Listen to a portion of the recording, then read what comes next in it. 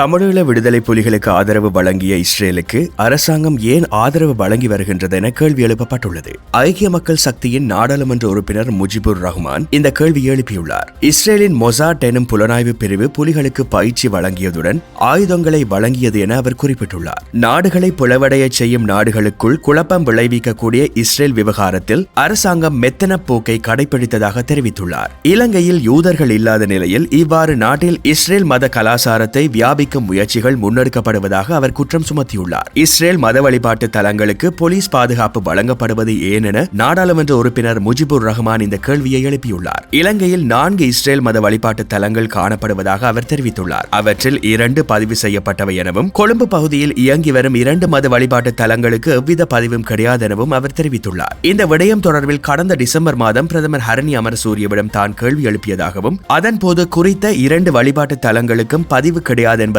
அவர் உறுதி செய்திருந்தார் எனவும் முஜிபுர் ரஹ்மான் குறிப்பிட்டுள்ளார். இவ்வாறான ஒரு பின்னணியில் காவல்துறையினரும் காவல்துறையின் விசேட அதிரடி படையினரும் எதற்காக இந்த வழிபாட்டு தலங்களை பாதுகாக்கின்றனர் என அவர் கேள்வி எழுப்பியுள்ளார். கொழும்பு 7 மற்றும் திகிவளை ஆகிய இடங்களில் இயங்கி வரும் இந்த மத வழிபாட்டு தலங்களுக்கு ஏன் பாதுகாப்பு வழங்கப்படுகின்றது என்பது குறித்து தெரிந்து கொள்ள விரும்புவதாக அவர் தெரிவித்துள்ளமை குறிப்பிடத்தக்கது.